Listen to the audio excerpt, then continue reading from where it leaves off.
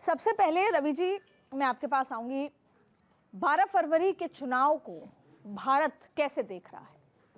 जी, मैं समझता हूँ कि बांग्लादेश की जो चुनाव होने जा रहे हैं, यह पूरी तरह से इस्लामिक कट्टरपंथ को वहाँ मैं समझता हूँ पूरी तरह से होने जा रहा है इस्लाम की तरफ, क्योंकि जमात इस्लामी जो वहाँ की पार्टी है, जो कट्टरपंथी पार्टी है, जिसने अहम भूमिका निभाई थी आवामी लीग को हटाने में, जिस प्रकार से वहाँ पे तख्ता पलट हुआ था, उसको पूरी तरह से मोहम्मद यूनुस का समर्थन मिला हुआ है। मोहम्मद यूनुस को उन्होंने वादा कर रखा है कि हम आपको राष्ट्रपति बनाएंगे। ऐसे में अवामी लीग को सत्ता में लाने के लिए और बीएनपी, क्योंकि तारिक रहमान जब बांग्लादेश पहुंचे थे तो आपको याद होगा जब वो रास्ते में थे तब उनको लोग फॉलो कर रहे थे लाखों की तादाद में, मतलब उनका इंतजार था, तब उम्मीद थी शायद बीएनपी सत्ता में आ सकती है। लेकिन अवामी लीग जिस प्रकार से उसको टक्कर दे रही है और यह दोनों संगठन जब आपस में लड़ेंगे तो कहीं ना कहीं पाकिस्तान और चाइना की का मेन रोल रहने वाला है इस चुनाव में। खासकर आपको बता दूं कि जिस प्रकार से कट्टरपंथी जमात, क्योंकि जमात इस्लामी जिसकी मैं बात कर रहा हूँ, वो ना सिर्फ वहाँ पे जिला अधिकारियों को, वहाँ पे ना सिर्फ पुलिस अधीक्षकों को, बल्कि वहाँ पे गरीब लोगों को पैसा बांटकर कहीं ना कहीं एक बड़ा खेल खेलने जा रहे हैं। और यह सारा पैसा फंडिंग पाकिस्तान और चाइना के थ्रू हो रहा है। सबसे बड़ी बात यह है कि वहाँ पे शरिया कानून भी आ सकता है आने वाले टाइम में, मतलब हिंदू वहाँ पे किसी प्रकार से सुरक्षित नहीं रहने वाला।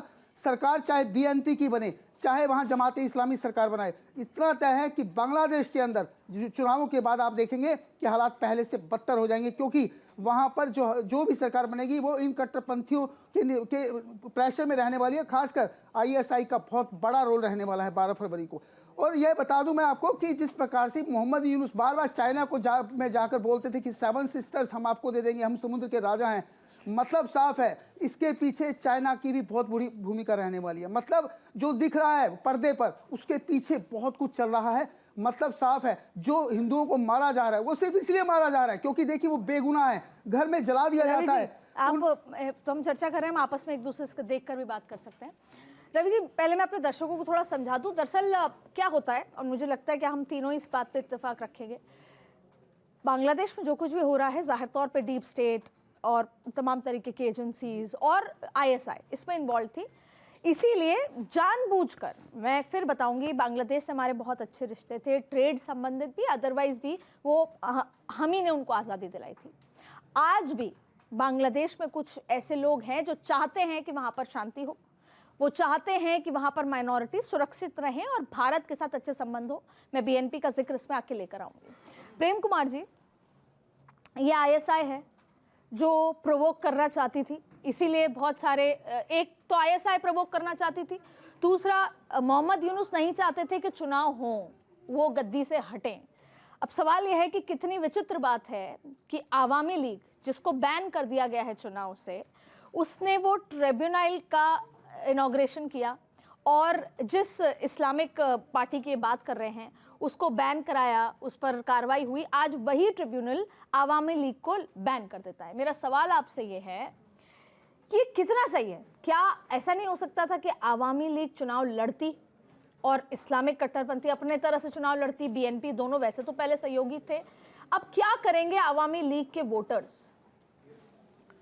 निश्चित रूप से इस सवाल के आईने में देखें तो ये चुनाव दरअसल बेमतलब हो जाता है जी। जब देश की एक बहुत बड़ी पार्टी जो सत्ता में लंबे समय तक रही उसको आप बाहर कर देते हैं इलेक्शन से, तो जो इलेक्शन में पार्टिसिपेंट्स हैं उनका अपना एक नेचर है, एक कट्टरपंथी है, दूसरा भी कट्टरपंथी है, उसमें राष्ट्रवाद का छौंक है, उसमें धार्मिकता का छौंक है, उसमें विदेशी ताकतें प्ले कर रही हैं, वो सारी बातें हैं।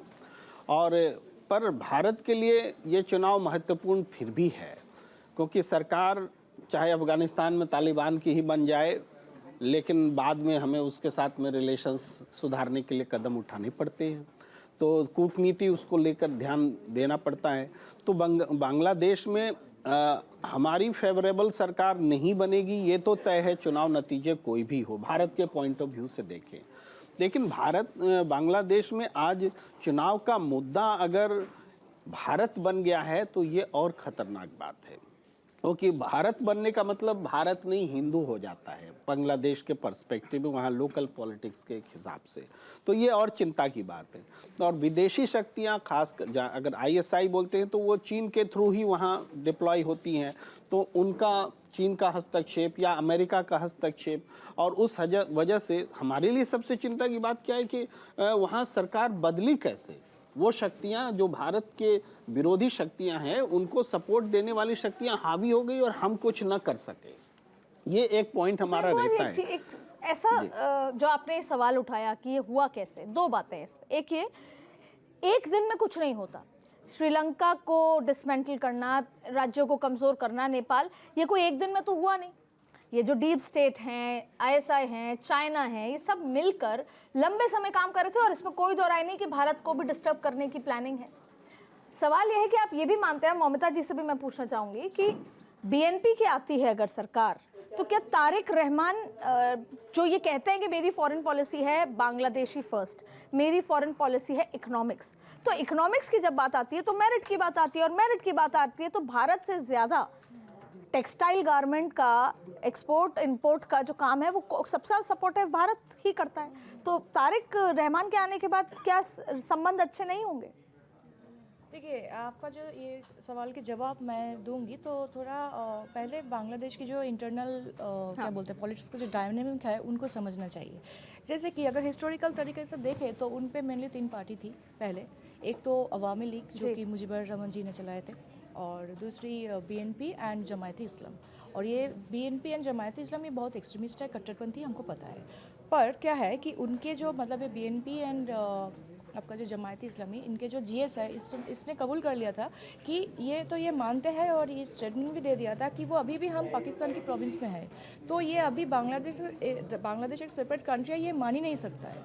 ठीक है, तो क्या हुआ कि शेख हसीना के जाने के बाद जो 2 पार्टी उठकर रिसेंट आए हैं, एक है हस्कर की नेशनल सिटीजन पार्टी और उस्मान हादी की जो है आपका इनकलाब मंच। तो हादी तो बहुत ज़्यादा एक्सट्रीमिस्ट एंड रेडिकल, और उसने क्या किया था कि यूएस के अंदर जो इस्लामिक विंग्स है उसको एक्टिवेट करने की कोशिश की। पर यूएस ने देखा अरे भैया ये तो हम कभी नहीं होने देंगे, क्योंकि यूएस कभी चाहेंगे नहीं कि उसके देश में रेडिकलिज्म चालू हो जाए, राइट। तो इसलिए उसको लगा था कि हम इसको सबको पपेट बना के रख देंगे। तो क्या हुआ, फिर यूनुस तो बैठ गए पपेट बन के।